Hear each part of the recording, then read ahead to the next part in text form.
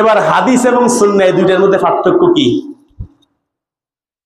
হাদিস বলা হয় রাসূলের কথা কাজ সমর্থন। বলেন, রাসূলের কথা কাজ সমর্থনকে কি বলে? হাদিস বলে। বলেন, রাসূলের কথা কাজ সমর্থনকে কি বলে? হাদিস বলে। কিন্তু এটা আমলযোগ্য কিনা এটা বলে না। এটা আমলযোগ্য কিনা এটা কি বলে না। সুন্নত বলে রাসূলের কথা কাজ সমর্থন, কিন্তু এটা আমলযোগ্য। বলেন, এটা কি? আমলযোগ্য। তাহলে হাদিস কাকে বলে? হাদিস রাসূলের কথা কাজ সমর্থন, কিন্তু আমলযোগ্য কিনা এটা বলে না, আমল করা যাবে কিনা এটা বলে না। আর সুন্নত বলে রাসূলের কথা কাজ সমর্থন, কিন্তু আমলযোগ্য। বলেন কি? মানে রাসূল করছেন, আমলযোগ্য, এটাকে সুন্নত বলে। কথা বুঝছেন নাকি আমার? এবার বুঝার জন্য দৃষ্টান্ত দিই, খেয়াল করে শুনেন। হাদিসে পাকের মধ্যে আল্লাহর নবী জনাব রাসূল করিম সাল্লাল্লাহু আলাইহি ওয়াসাল্লাম ইরশাদ করেন, তারাকতু ফীকুম আমরাইন লা তাদিল্লু মা তামাসসাকতুম বিহিমা কিতাবাল্লাহি ওয়া সুন্নাত রাসূলি। আল্লাহ বলেন, আমি তোমাদের মাঝে চিরকাল থাকবো না। তোমাদের মাঝে আমি দুইটা জিনিস রেখে যাচ্ছি, যে দুইটা জিনিস শক্তভাবে আঁকড়ে ধরবে সে কখনো পথভ্রষ্ট হবে না, সে কখনো গোমরা হবে না। আল্লাহ বলেন কি কি? কিতাব আল্লাহ, এটা আল্লাহর কিতাব, ওয়া সুন্নাত রাসূলি, আমার সুন্নাত। সুবহানাল্লাহ বলেন না? রাসূল কয়টা বলছে বলেন? আমি দুইটা জিনিস রেখে যাচ্ছি, আমি তো তোমাদের মাঝে চিরকাল থাকবো না, দুইটা জিনিস রেখে যাচ্ছি। একটা হচ্ছে কিতাব আল্লাহ, আল্লাহর কিতাব, ওয়া সুন্নাত রাসূলি, আমি রাসূলের সুন্নাত, ওয়া হাদিস রাসূলি। রাসূল বলেন নাই, কি বলেন না? বলেন হাদিস রাসূলি, আমি হাদিস রেখে যাচ্ছি, এটা রাসূল বলেন না। বলছে ওয়া সুন্নাত রাসূলি, কিতাব আর সুন্নাতে দুইটা আমি রেখে যাচ্ছি, যে দুইটা আঁকড়ে ধরবে সে কখনো পথভ্রষ্ট গোমরা হবে না। খাইছেন নি হাদিসের? আপনারা ওর কথা পাইছেন নাকি? একটা হাদিসে পাইছেন না সুন্নাত? একটা হাদিসে কি পাইছেন? কিতাব আর সুন্নাত। বলেন কিতাব আর। এবার আসেন দ্বিতীয় হাদিসে আল্লাহ নবী বলেন, আলাইকুম বিসুন্নতি ওয়া সুন্নাতিল খুলাফায়ে রাশিদিন আল মাহদিয়িন। আল্লাহ নবী বলেন আলাইকুম বিসুন্নতি, আমার সুন্নাত। কি বলছেন রাসূল? বলেন আমার সুন্নাত।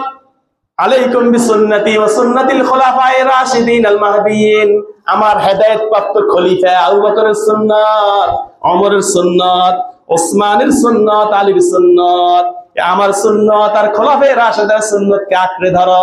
সুবহানাল্লাহ বলেন না? বলে হাদিসে কি বলছে? সুন্নাত কইছে। বলে কি বলছে? এখানেও হাদিসের কথা বলেন নাই। কয়টা হাদিস বলছি? দুইটা। 3 নম্বর, মান তামাসসাকা বিসুন্নতি, মান তামাসসাকা বিসুন্নতি ইনদা ফাসাদি উম্মতি ফালাহু আজরু মিআতি শাহীদ। এখানে আল্লাহর হাবিব মান তামাসসাকা বিসুন্নতি, আমার সুন্নাত ধরো। কি ধরো বলছেন? বলেন আমার সুন্নাত ধরো। এই হাদিসে সুন্নাত পাইছি 3টা। 4 নম্বর, মান হাব্বা সুন্নতি ফাকাদ আহাব্বানি ওয়া মান আহাব্বানি কানা মাই ফিল জান্নাহ। আল্লাহ বলেন মান হাব্বা সুন্নতি, যে আমার সুন্নাতকে ভালোবাসলো। কি বলছে? ওরে বুঝলেন না সবাই? কি বলছে? আমার হাদিসকে ভালোবাসলো, এটা বলছে নি। একটা হাদিসে দেখাতে পারবে না কেউ। এটা মান হাব্বা সুন্নতি, যে আমার সুন্নাতকে ভালোবাসলো, ফাকাদ আহাব্বানি, সেজন্য আমাকে ভালোবাসলো, ওয়া মান আহাব্বানি, আর যে আমাকে ভালোবাসলো, কানা মাই ফিল জান্নাহ, সে আমার সাথেই জান্নাতে থাকবে। সুবহানাল্লাহ বলেন না? তাহলে প্রত্যেকটা হাদিসে আমরা শুধু সুন্নাত ধরা, সুন্নাত ধরা, সুন্নাত ধরা। একটা হাদিস রাসূল বলেন নাই হাদিস ধরো, হাদিস ধরো, হাদিস ধরো। তার মানে কি? সমস্ত সুন্নাত হাদিস। বলেন সমস্ত সুন্নাত হাদিস। সমস্ত হাদিস সুন্নাত নয়। সমস্ত হাদিস সুন্নাত, কিন্তু সমস্ত সুন্নতে হাদিস। রাসূলের যত সুন্নাত আছে সব হাদিসে আছে। সব কি আছে?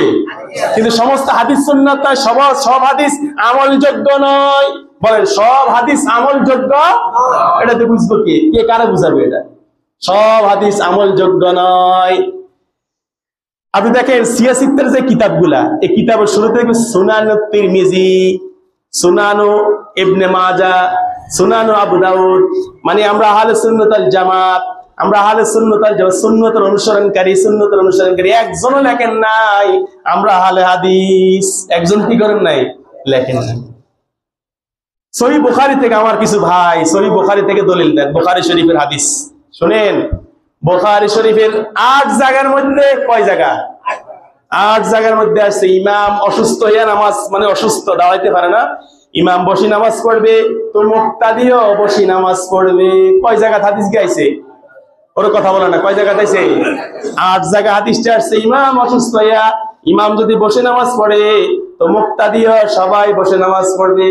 কিন্তু এটা বুখারী শরীফের হাদিস, এটার হুকুম রহিত হয়ে গেছে, হুকুম উঠে নিছে। হুকুম কি দিছে?